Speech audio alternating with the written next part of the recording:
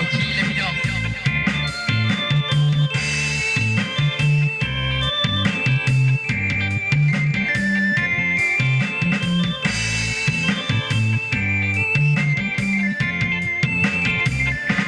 อน11 สิ้นกินข้าวหอมหวนไหมพระอาจารย์ใหญ่สมผูกในการสีน้ำปากคุยคำใสที่ให้การพบมาท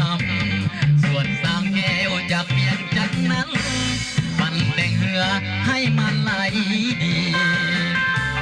ปีนี้ฮับทองกุหลาบแดงมาแสงอีกที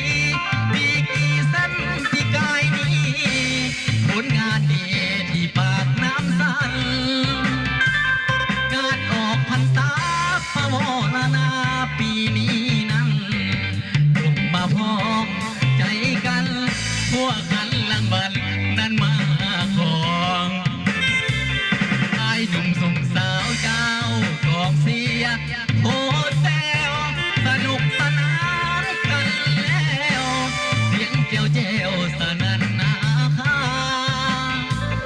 พากันยืนเสีย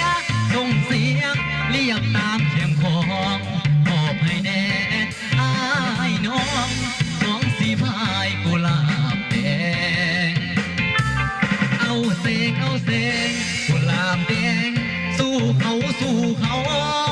สีพายเอาเจ้าสู้ตายสู้ตายกุหลาบแดงเอ้ยบอกเคยสิยานมาเองสู่จุดหมายเส้นใจ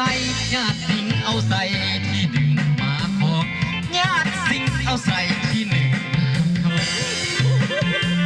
ขอโทษขอโทษกลับไปบรอดขอขอบใจน้ำใจ50,000 กีบแล้วก็เบียร์1 จอกขอขอบใจให้เพิ่นมีสุขภาพแข็งแรงร่ำรวย